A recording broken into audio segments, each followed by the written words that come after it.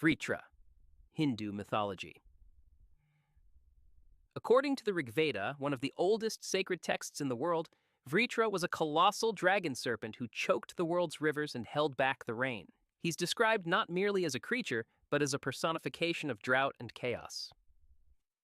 His name, derived from Sanskrit, Vritra means to obstruct.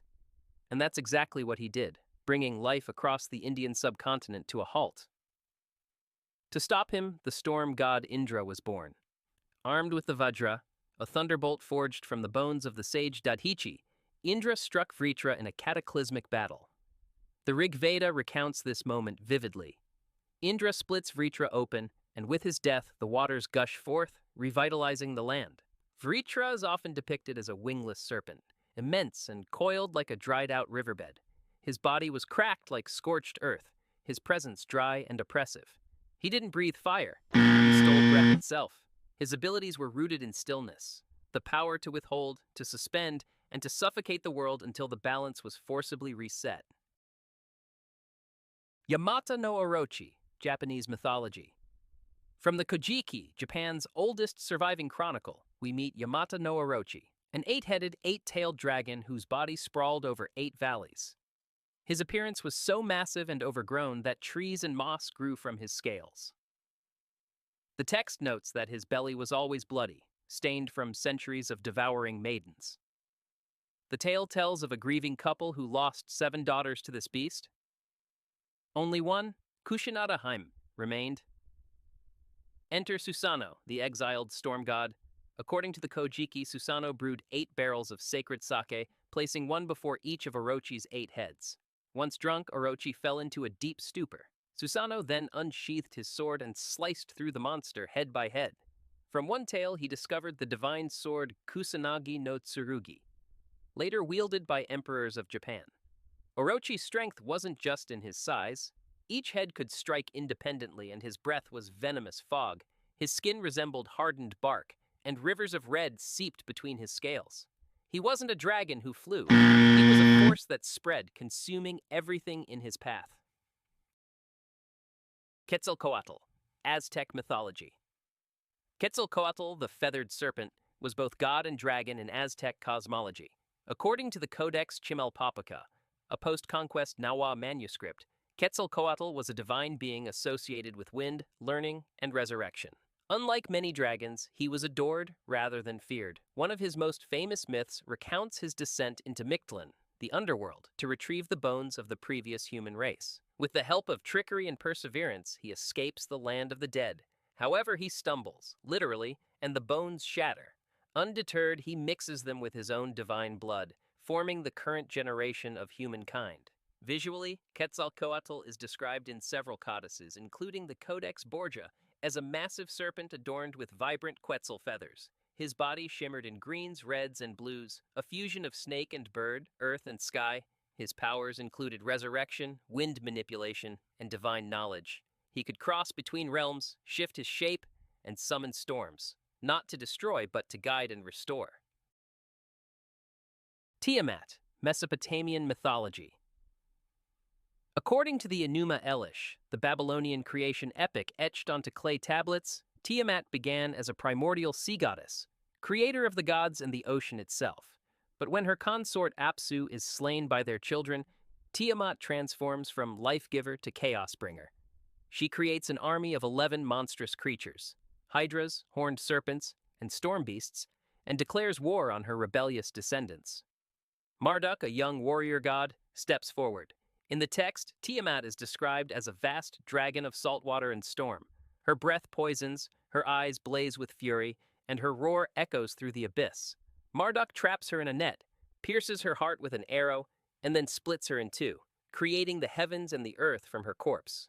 Tiamat is unique. She is both mother and destroyer.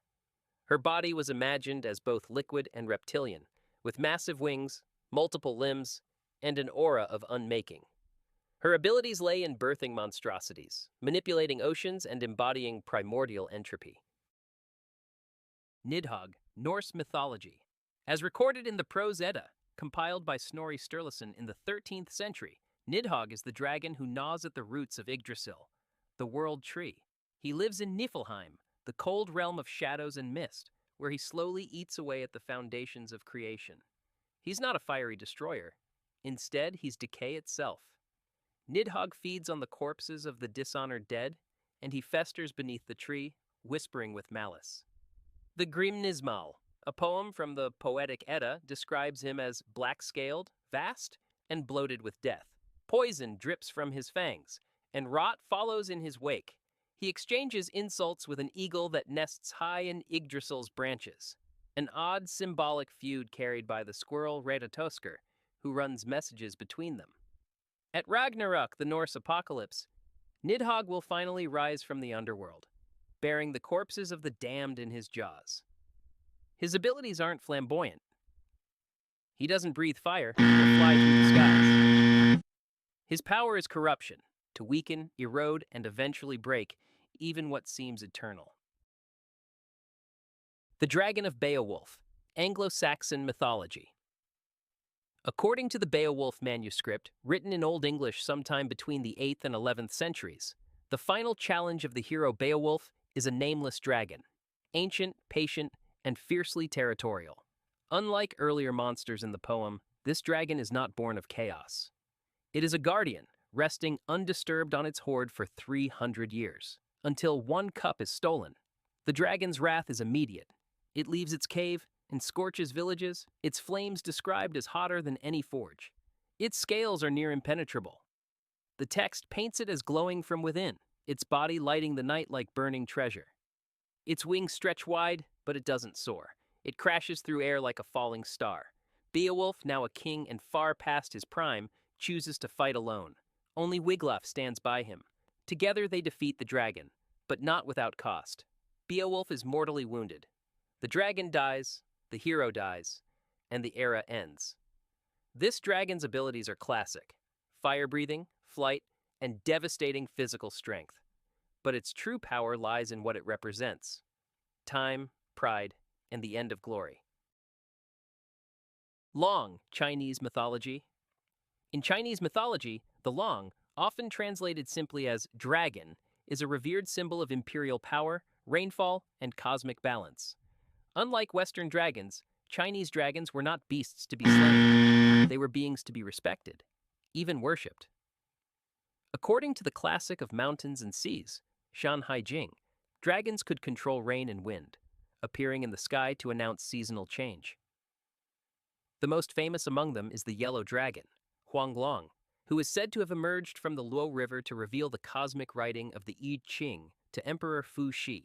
Other sources, such as the Huainanzi, speak of him as a creature of great wisdom and divine order. Chinese dragons were depicted as serpentine, long-bodied with deer antlers, eagle claws, fish scales, and the whiskers of a catfish. They had no wings, yet they flew effortlessly through clouds. Their bodies were a composite of powerful animals reflecting the balance of yin and yang. The Long had dominion over water. They could summon storms, flood plains, or bring rain to parched fields.